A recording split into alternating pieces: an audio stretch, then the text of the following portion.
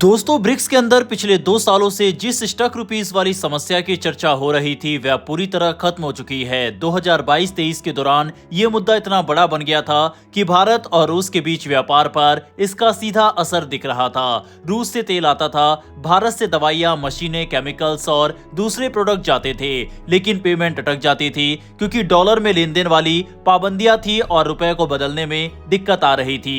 लेकिन अब हालात पूरी तरह बदल चुके हैं। सबर बैंक इंडिया, जो रूस का सबसे बड़ा बैंक सबेर बैंक का भारतीय विंग है, उसने भारत रूस पेमेंट सिस्टम को पूरी तरह ट्रांसफॉर्म कर दिया है। बैंक के सीईओ इवान नोसोव ने TASS को दिए इंटरव्यू में बताया कि अब ज्यादातर लेन देन राष्ट्रीय मुद्राओं यानी रुपए और रूबल में ही किए जा रहे हैं। सबसे बड़ी बात यह है कि सबर बैंक ने अपने पेमेंट सिस्टम में आर्टिफिशियल इंटेलिजेंस और ऑटोमेशन को जोड़ दिया है। इसका परिणाम यह है कि रूस से भारत तक पेमेंट अब कुछ ही मिनटों में कंफर्म होकर अकाउंट में पहुंच जाती है। पहले यही प्रक्रिया कई बार दिनों तक खींच जाती थी। रुपए के कन्वर्जन में जो बाधाएं थी वो पूरी तरह हट चुकी है। अब बैंक किसी भी मात्रा में रुपए को तुरंत बदल सकते हैं और किसी तरह की कोई रुकावट नहीं है। 2022-23 में मीडिया में स्टक रुपीस की चर्चाएं इसलिए ज्यादा थी क्योंकि भारत से रूस को बड़ी मात्रा में भुगतान रुपए में मिल रहा था, लेकिन रूस उन रुपए को डॉलर या किसी और मुद्रा में बदल नहीं पा रहा था। इस वजह से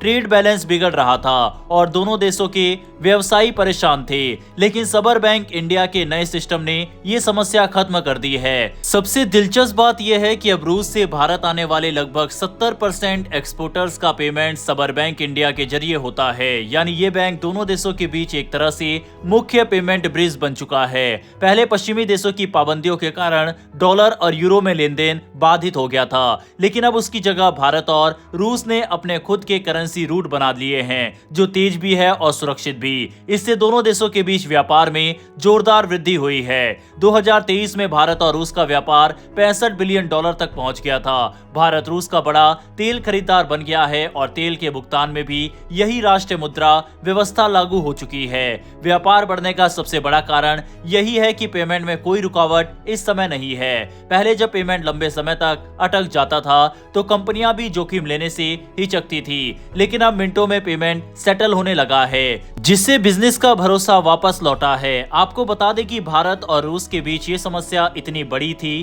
कि कई सालों तक भारत और रूस कोई मेगा डिफेंस डील तक साइन नहीं कर पा रहे थे क्योंकि पेमेंट में लेन देन रुक चुका था। लेकिन अब क्योंकि ये समस्या हल कर ली गई है तो अब से कुछ घंटों बाद पुतिन भारत के दौरे पर आ रहे हैं। ऐसे में भारत कई बड़ी मेगा डील बिना किसी समस्या के रूस के साथ कर सकता है। इस पूरे बदलाव में सबसे महत्वपूर्ण भूमिका ऑटोमेशन और AI की रही है। पहले मैनुअल प्रोसेस के कारण पेमेंट चेक करना, वेरीफाई करना और बैंकिंग चैनलों से पास कराना समय लेता था, लेकिन अब सिस्टम खुद ही हर स्टेप को तेजी से पूरा कर देता है। यही वजह है कि 2024 के अंत तक ब्रिक्स के स्टक रुपीस की समस्या सिर्फ इतिहास बनकर रह गई। आज भारत और रूस बिना किसी परेशानी के आपसी व्यापार को आगे बढ़ा पा रहे हैं। ये बदलाव सिर्फ दो देशों के लिए नहीं बल्कि ब्रिक्स देशों के लिए भी एक बड़ा संकेत है कि भविष्य में डॉलर के दबदबे से हटकर राष्ट्रीय मुद्राओं में व्यापार पूरी तरह संभव है और सफल भी हो सकता है। सबर बैंक इंडिया का ये मॉडल अब कई दूसरे देशों के लिए भी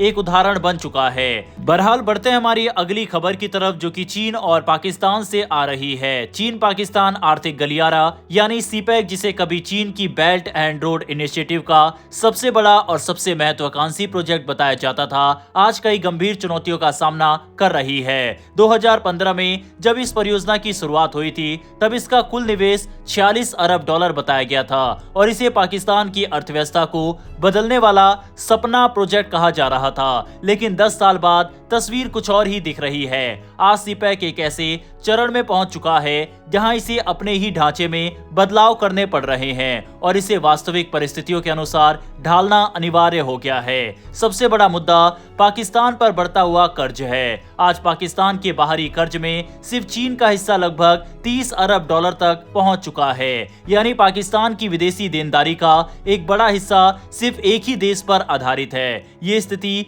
इसलिए और खतरनाक हो जाती बढ़ती है क्योंकि सीपैक की ज्यादातर फंडिंग विदेशी मुद्रा में होती है और इस पर ब्याज दरें भी काफी ऊंची है। ऐसे में पाकिस्तान की कमजोर होती अर्थव्यवस्था और राजनीतिक अस्थिरता इस परियोजना को और असुरक्षित बना देती है। किर्गिस्तान के एक अखबार में छपे लेख के अनुसार सीपैक के कारण पाकिस्तान पर कर्ज का बोझ बढ़ता जा रहा है और परियोजना की रफ्तार भी लगातार धीमी हो रही है।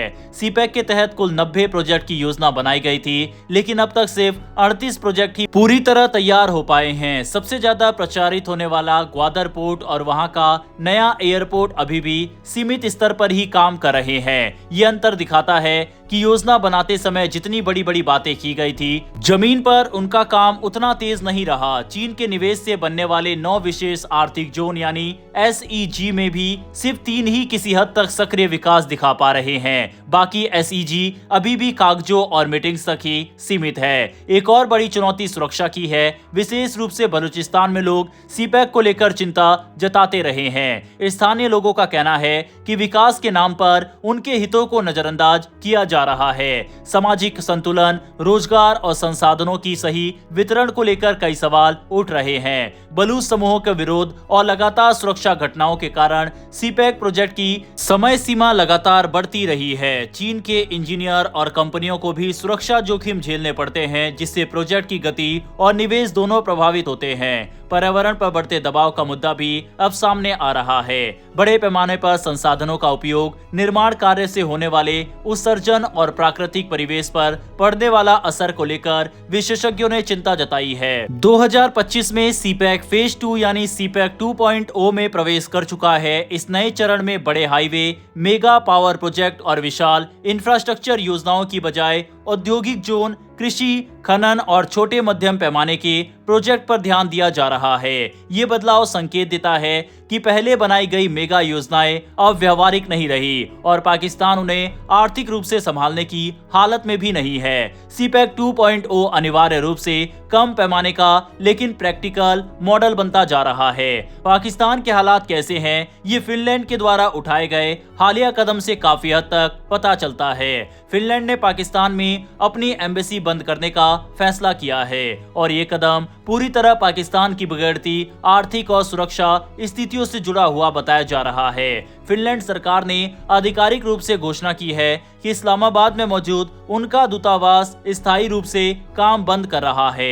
ये निर्णय ऐसे समय पर आया जब पाकिस्तान पहले ही राजनीतिक अस्थिरता, बढ़ते आतंकी हमलों और कमजोर होती अर्थव्यवस्था से जूझ रहा है। फिनलैंड ने स्पष्ट किया है कि पाकिस्तान में काम करना अब पहले जितना सुरक्षित और स्थिर नहीं रहा।